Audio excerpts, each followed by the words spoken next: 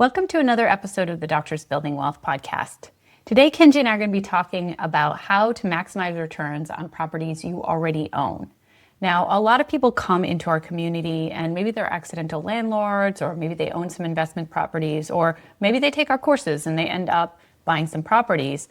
At a certain point, you're probably sitting there looking at your properties and saying, how do I increase income? How do I decrease expenses? How do I make these properties even more profitable? If you've thought those things, then this is exactly the episode for you, because we're going to be going deep in how to maximize those returns. Now, one thing that we do see is that a lot of people think that after they buy the property, that most of the work is done. That's not actually the case. Certainly, buying the property does take some effort and time, but really where you get the juice out of the orange is when you make that property perform even better and better over time. Yeah, and I saw this with my mom and my dad. They would buy properties and then pretty much it was set it and forget it. Mm-hmm. I see this with a lot of accidental landlords as well, who come into our course and they, come in with a property that they bought when they were in, let's say medical school or fellowship, and they held on to it, they rented it out, but they haven't really thought much about it. It's very easy to fall into this. It really actually takes discipline to actually sit there and say, how can I improve this thing that that we own? Right. And I have to say, we've actually also fallen into this ourselves with properties that we own for multiple years and just kind of said, hey, it's operating pretty well, and not thought to dig deeper and say, hey, let's sit down, like Kenji said, with the discipline of saying, how do we increase income? How do we decrease expenses? Are there some opportunities that we actually haven't harvested? Are there some ways that we can actually make this property perform even better? And certainly, I think we could lean on the excuse that we have 185 plus stores, but if we had scheduled this every single year, a property deep dive and deep review of each and every individual properties, then we wouldn't have made this error. So I hope that if you're going to take at least one thing away from this podcast today, it's to do that disciplined work of once a year, at least, evaluating your whole portfolio, even the properties that you maybe have owned for 5 years, and saying, how do I increase income? How do I decrease expenses? And how do I create a better living situation for my tenants in a more cost-effective way? Or if it's a short-term rental, how do I create even a better guest experience in a most cost-effective way? I wanted to mention something about the property you were talking about, because the context there is that we had actually tapped a lot of hidden value, right? We had increased the value significantly on that property, but there was still more there, right? And I think that was and it had been many years, we had already increased the cash flow so much, we increased the value a lot. But that's the key, right? Is that if you don't keep asking the question, you're going to miss it, right? And I think that's the real key here. Even if you've tapped in that hidden value, keep asking the question. And I'd say it's not just how do I improve the property, but also can I get a different tenant? That's the other, I think, really important question. We were just talking to investors about PadSplit, right? Which is something relatively novel. The idea is not novel. Rent by the room is not novel, but the platform is novel. And so we were just talking about that. And that could be a different tenant that could significantly increase the rents you get for your long-term rental. So maybe that's where we start. So there were a number of things that we wanted to cover with you, but we'll start with getting a different tenant. And we especially talk about this in short-term rentals. We have a course called Accelerating Wealth, and we have a whole video in there about different types of tenants that you can have in your short-term rental. Because a lot of people think just vacation renters. They don't think about, buying a short-term rental in a city and different people who might be coming through, or corporate rentals, or, maybe it's a midterm rental. There's so many different tenant classes and different types of tenants who are there for different reasons that you can harvest with short-term rentals. People don't think about that as much with long-term rentals. And so that's the first one we were talking about. You're talking about PadSplit, which is where you rent by the room, and that can really boost the earnings from your property versus just saying, you know what, I know that I can rent it to a long-term renter. Let me just go that route. And we've seen different examples of this over the year, not with PadSplit, but we've had examples of somebody buying a triplex or a 3-unit near a hospital, right, and renting out to medical students or residents, people who are there temporarily, right? They're not planning to settle there. They're there for maybe a limited period of time. And so we've seen people be very successful with that and really maximize the rental income that they get from a single property, way more than renting it to somebody who's going to rent it for the whole year. Another example is student housing. We have a lot of people in our community who've been doing student housing for many, many years. Kenji's mother actually started their real estate portfolio, Kenji's parents, back in the day with student housing. And so, of course, location is going to be really important with that. But if you have a property that's a prime location, switching from regular long-term renters to student housing might be a great way to really boost that income. And then yet another way is supported living, right? Something that we've done a couple times with our properties, which is providing housing for people with intellectual disabilities. And what you do is you contract with a program that provides services to these individuals, and then they are the ones who are paying rent on behalf of their residents. And so it's a really great way for you to boost your cash-on-cash return. We actually increased our cash-on-cash return from 10% to 40%. And actually, it's probably operating much higher now because we recently boosted the rents even more. So it's probably operating more at like a 50 or 60% cash-on-cash return. Mm-hmm.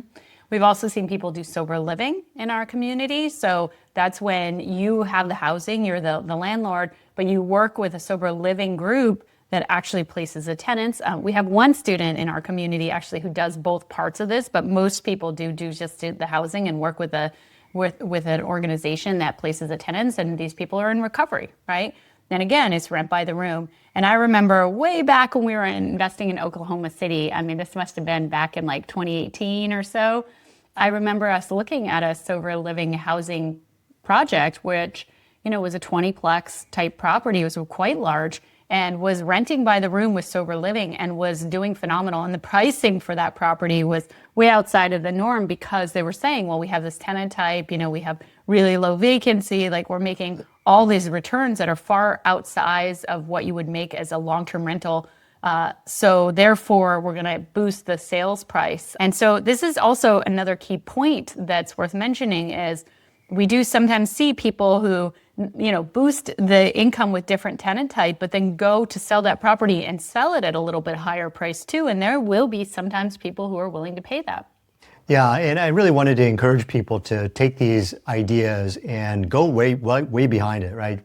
These are just some ideas that we're throwing out there, but there's still many ideas out there yet to be discovered, right? There's, if you think about like a high cost of living market, if you think about rent by the room, but not for any of these programs, but for regular people who are essentially, there's an affordability crisis, right? They're not able to afford these high rents, but they want to be in that really great location. So if you have a large home and you can break it up into a lot of bedrooms and then you rent by the room, I mean, you could potentially do really well, even cash flow in a high cost of living market. Yeah, and it's along those lines, midterm rentals, right, are a lot of times they are rent by the room, and it is to people who are traveling nurses, for example, who are there for a period of time. Now, sometimes as a midterm rental, you also do it to a whole family, for example, if they're insurance clients who need a whole house, but some of the midterm rentals are purely just rent by the room for 3 months at a time. One other last one I wanted to mention was corporate housing, because that's another one that people don't typically think about. I remember once we were looking in in a Nashville market, and there was a property we were going pretty deep on. We were saying, maybe this is a property we're going to want to buy. And we kept saying, but why is this so high price compared to what it should be? And what it turned out is they had listed it, just as a long-term rental, but they had left out the part about how it was a furnished rental and how it was actually corporate housing. And that's why they were getting those really high rents. And so they were selling this property and they wanted more than we really could see the pattern across properties that were similar like that in Nashville. And the reason was, again, they had priced it higher because they had this tenant who was willing to pay more. And they had furnished it, which of course brings in a little bit of extra income too. So all of those are many, many examples. Like Kenji mentioned, there are other examples that we haven't even talked about, but really the idea is if you're looking to increase income and decrease expenses, because some of these programs will also cover some of those expenses, and also they'll reduce your vacancy. So that reduces your expenses too. Then this is maybe a good option is to look at the type of tenant you currently have in place and think about switching the type of tenant. And I have to mention that, we've talked about different types of tenants, but you've got to have skill sets yourself as the owner to be able to sometimes access some of these tenants, right?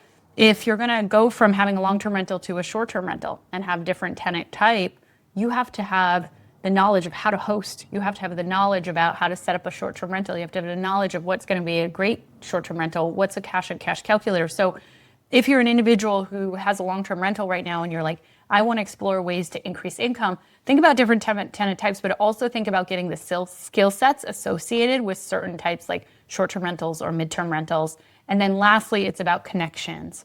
Go and make those relationships. I remember very early on at semi-retired MD going out and having a VA go and try to find supported living companies all across the country because they're different in every state.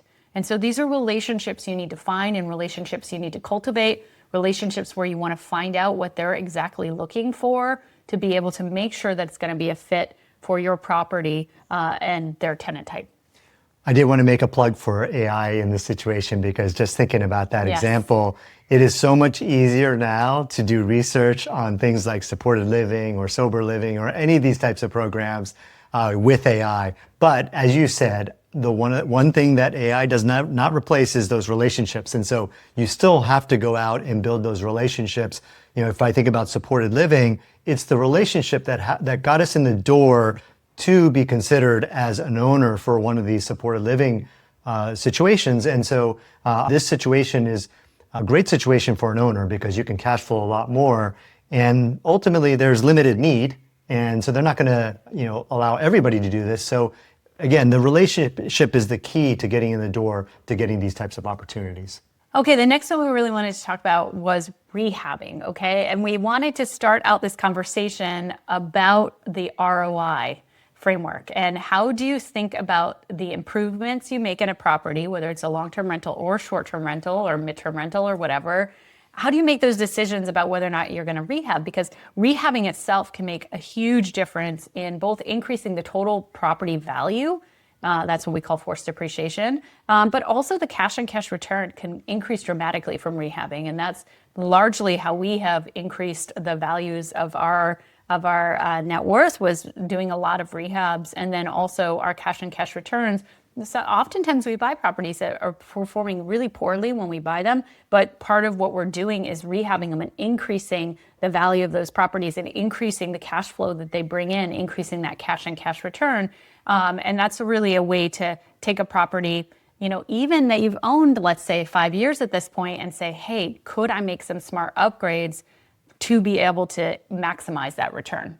Yeah, and there's a lot of ways to think about ROI. If it's a property that you're going to own for a long time, and I want to kind of provide two examples here. If it's a property you're going to own a long time, the measure that we use is we look at what is going to happen to the cash flow or the income. And so we make an investment, let's say $100,000, and we say, okay, how much additional income are we going to get from making this improvement? If it's $5,000, over the course of a year, then that's a 5% return on your $100,000, right? Which, we ultimately for us, that's not very exciting. And right? It doesn't make sense because if you have a property performing, let's say at 10% cash on cash return, why would you do a rehab that averages a 5% cash on cash return? You want to actually increase the percentage of cash and cash return overall on your property and take it from 10%, let's say, to 12 or 15% by doing that rehab. So the amount of money you're putting in, you're getting much greater average cash and cash return on that property. That's really what we're aiming for. Yeah, you want your money working hard for you, so you want a higher return than that for sure. And so so if you let's say get $20,000 per year on that $100,000 investment, then you're now you're getting 20% right return on that investment. And so that would increase if you're operating at a 10% cash on cash return.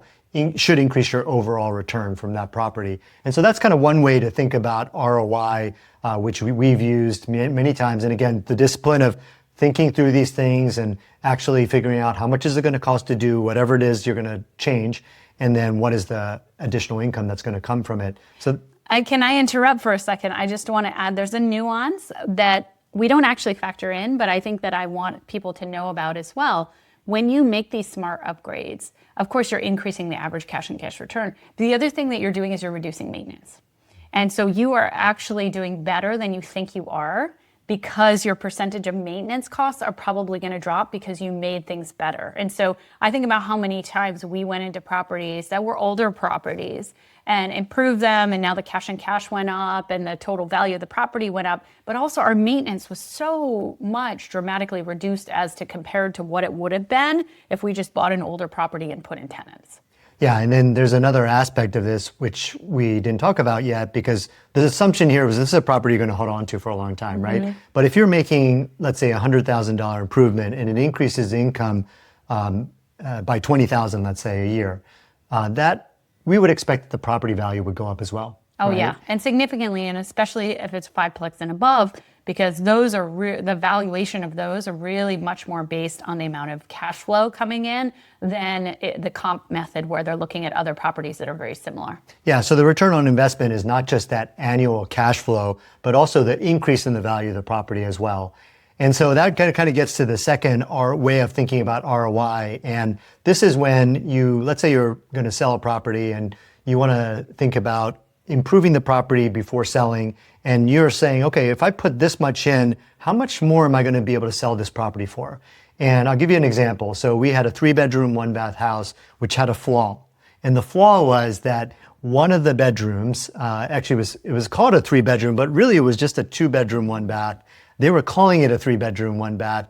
And we were renting it as a 3-bedroom, 1-bath. That's right, yeah. But one of the bedrooms was just a pass-through room. It was the only way you can get to the stairs that take you upstairs. And so it really wasn't a bedroom. I mean, it's not like a private space that you can close the door and nobody's going to bother you. So it wasn't a formal bedroom. And so what we did was we thought about, okay, what if we fix this problem, right? And we calculated, okay, how much is it going to cost for us to fix this problem? And then we said, okay, what is the return going to be for that additional bedroom? And that's something you can figure out, that additional bedroom and what that's going to be worth. And also you can figure out how much it's going to cost to make that change. And so those are two numbers that you can get. And that's another way to think about ROI. And that's something that we did before we decided to make that change. Yeah, and so, who would you get that number for how much it's going to be worth with another bedroom? I mean, you're going to do the research yourself, of course, but also agents, right? Real estate agents will have a sense of that. Who can you get the numbers for how much it's going to cost? Go get some contractor bids. And now you have the data, and now you can say, what's the ROI going to be on making this improvement when I go to sell this property? And the numbers will drive the decisions. As real estate investors, we really don't want to make emotional decisions. We want to make the numbers drive the decisions. One other piece of this, again, a hidden way that you're making money that you're not taking into account, even with these calculations that we just mentioned, you're not looking at the fact that all that rehabbing cost is really a write-off, right? They're all tax benefits. And if you're going to 1031 exchange that property, you're not going to have to pay back those taxes. And so when you do that rehab, let's say you're spending that $100,000, you're not actually spending $100,000 because you're not, basically it's all a write-off that's going to shelter other income if you have a real estate professional or if you're a short-term rental owner, or it's going to create passive losses that are going to shelter other income. And so for all those reasons, I mean, just rehab always makes sense to us. I know a lot of people have fear about it, but if you do a smart rehab, you are going to add returns to your income, to your net worth in so many different ways, right? We mentioned lower maintenance. We mentioned higher cash and cash return. We mentioned forced depreciation, increasing the value of the property, and then the tax benefits of being able to write off that rehab. It becomes really a no-brainer. Yeah, and I wanted to mention a couple of things about the tax benefits. One is that one way you get the tax benefits is with something called depreciation, right? And we'll go deeper on this in a future episode. But the other one that I really wanted to highlight that we'll go deeper on in a future episode is partial asset disposition. So when you are doing a renovation, you oftentimes are taking things and throwing them away and replacing them with something new. Well, most people don't know this, but the stuff you throw away is a write-off, right? It can be written off if you do the partial asset disposition. And so again, if you don't know what this is something you're going to want to really look at. If you're doing a renovation, you don't want to miss this tax benefit. I would say that, and I did research on this actually, so I know this, about 80 to 90% of investors miss partial asset disposition. And so this is an opportunity for you to even maximize your tax benefits even more. Okay, so we've covered two so far, right? We've covered talking about having a different tenant, right? And we've talked about rehabbing. The next one we wanted to cover is eliminating utility expenses. And this is such a cool one because it's got 100% ROI. Right. Most generally, right? Unless you're putting in a new utility line or something like that, or putting in a new electric line, maybe those will have a little bit of cost to you. But most of the time, if you're able to shift utility expenses from yourself as the owner to the tenant, that's 100% ROI. And even if you don't move all of it, so sometimes you have larger multifamily properties and there's some common lighting in the common areas, so maybe you're not going to shift every single utility expense to the tenants. Even if you're able to shift 60 or 70 or 80% of those costs to the tenants, all of a sudden it increases the total cash flow dramatically because you've reduced those expenses. Yeah, and there are a number of ways you can tackle this, and we do this actually differently for different properties. And I was actually just recently talking to a couple students about this, where I think in our portfolio, we probably build back utilities maybe 4 or 5 different ways. Right, it's true. We've done a lot of different things. Yeah, so sometimes, if you have a duplex, we might just split the bill in half, right? That's the property manager does it, right? They'll get the bill every month, and then they'll say to each tenant, hey, you own this amount, and you owe this amount, and they'll collect that extra money. Yeah, another way is just to calculate the total utilities and then essentially charge them a utility fee every month. Usually we kind of aim for like 80 or 90% of the total utilities. We don't go for 100% because in a lot of markets, you're not allowed to charge this more than the actual utility cost. Basically, you can't make money on utilities. And so you don't ever want to be in a situation, let's say that you've decided it's a flat fee every single month, and one month they use a lot less than utilities and you make money on utilities. You don't want to be in that situation. So you have to be pretty mindful if you're doing a flat fee. The other way we've done it is like in a fourplex where some of the units were larger and some of the units are smaller. We do like a flat fee, and then we also add more depending on how many tenants you have. So there's no science to this. You can do it any way that you want. Well, we've done it a lot of different ways. I think what's most important is that you think about shifting those utility expenses away from you as the owner and really eliminating that cost. And that will really maximize your ROI so quickly, so incredibly quickly. You won't even imagine it because you think those costs are low, but your cash and cash return dramatically increases with even just like, $40, $50 more per month. One other way, though, I did want to mention that we have not explored this as much. And we've explored it, but we haven't actually executed on it because there's some challenges with it, which is to actually split the utility and have separate meters, right? Sub-metering, basically. So let's say that you have a water line, and usually with water and sewer, you usually have one line going into, like, let's say a duplex, and then one line going out, right? And so in that situation, you have one utility bill for 2 units. One thing you could do is sub-metering, and you can basically measure how much water is each unit consuming and then charge them accordingly. And actually even better is that if you can actually have it where the tenants have to actually put the bill in their name and they get billed by the utility company directly, that's even better. You're basically just shifting the utility responsibility. Like electricity, for example, is oftentimes split by the unit, and therefore they get their own utility bill from the utility company. And so that's what you want to do with the other ones like water and sewer, where you can actually split it up by unit so that each tenant is paying their own utility bill.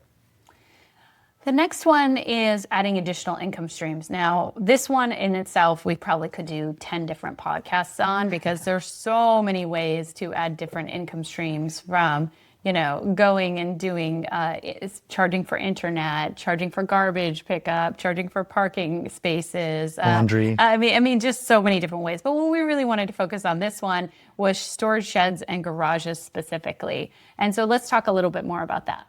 Yeah, this is an interesting one. I mean, storage is in itself, I think, is a pretty cool asset class. But what you can do is you can actually create almost a storage facility, not just for your tenants, but even potentially for third parties as well. Mm-hmm. If you have the right setup, right, where people can kind of come in, store their stuff, and then take it out, right, very easily. They can access the storage facility pretty easily. So if you have the right setup, you could potentially create a situation where you rent out this extra space that you have as storage. And so I think that that's one really cool opportunity. But I think the one that is even more interesting is when you take a space like a garage or something that could be used as storage, but instead of using it as a storage or garage, you actually change the use of it. And one thing that we've done in the past is actually create a workspace, right? And so this is the highest and best use of the space. Sure, storage is great, but if you can create a workspace somewhere where somebody can go and actually spend time like working on their car or doing some woodworking or pursuing some hobby, not just as a storage space, but somewhere where they can actually work, a workspace, right? Then that actually increases the value of it because they're willing to pay more for that, right? But one thing about that we've done is that you have to think about, okay, what do they need in order to use it as a workspace? Oftentimes they're going to need electrical, right? And I think the other piece to really think about is insurance, because I know this has become more and more of an issue over the last couple of years, is like if you have another person who's not an on-site tenant and they're renting out a garage, how does that insurance work and is it worth it? So that's another piece that you really need to consider and talk to your insurance broker if you're thinking about doing this. Now, again, this adding income streams category, we could have gone on and on and on and on, but we really wanted to limit it down and just give you one example, one taste of it. We'll go much deeper in another podcast at some point, probably needs to be like a 2-hour podcast and all the ways that we've seen people increase the income. But again, the idea is just sit down and say to yourself, like, how can I increase income and spend some brainstorming time? Because you will come up with ideas to be able to bring in that income and increase the cash flow, increase the cash on cash return. And it may not actually cost you anything at all. It may just be an idea that you come up with that's an additional service that you provide. And all of a sudden, your cash on cash returns up. And one more quick note, you can do this with short-term rentals too, right? There's ways to bring in additional income with short-term rentals. We just focused on 2 long-term rental options, but short-term rentals, you can do this too. Yeah, and the other thing I want to kind of mention here is that we talked earlier about systematizing this, right? Because you can know this and you can listen to this episode and go, oh, that's a great idea, but until you actually implement it, right, it's not going to do anything. The other thing I want to kind of mention here is that, a place where a lot of people get stuck is they don't believe it's possible, right? They're like, oh, I tapped everything, right? Oh, there's nothing else for me to do. But I'd really kind of question that. I think in order for you to maximize the returns on your properties, the first step, I think, is to believe that it's possible. And then once you believe it's possible, then you actually will start looking. And then once you start looking, then you'll find stuff. And one other thing I wanted to mention is that just use AI too, right? Leverage AI to give you ideas because AI is really great at looking for patterns of opportunity, right? It's really great for patterns. And so again, I just wanted to say that that's a great tool for you to use to brainstorm. But even before that, you have to believe that it's possible for you to find something. And we probably should have started the episode with that, but there you go. That's a good way to wrap it up. So really, we were talking about how to maximize the returns of the properties you already own. We give you a number of different ideas, right? From rehabbing to eliminating expenses. And we specifically went deep on utility expenses. We talked about how to add income streams. We went deep on storage sheds and garages. And we talked about changing your tenant type, right? And again, all of what we discussed today is applicable for long-term rentals, short-term rentals, commercial properties. So no matter what kind of property you have, you can sit down, do some thinking time, and ask yourself these questions. Again, the guiding questions that we brought up at the very beginning are these are guiding questions we use all the time. How do I increase income? How do I decrease expenses? How do I create a better living situation in a cost-effective way for my tenants? Or how do I create a better experience for, if it's a short-term rental?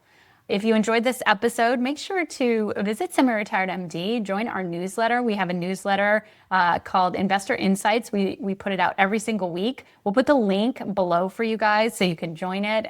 It's a fun newsletter. It talks about real estate, talks about entrepreneurship, and of course talks about mindset. We'll see you next time.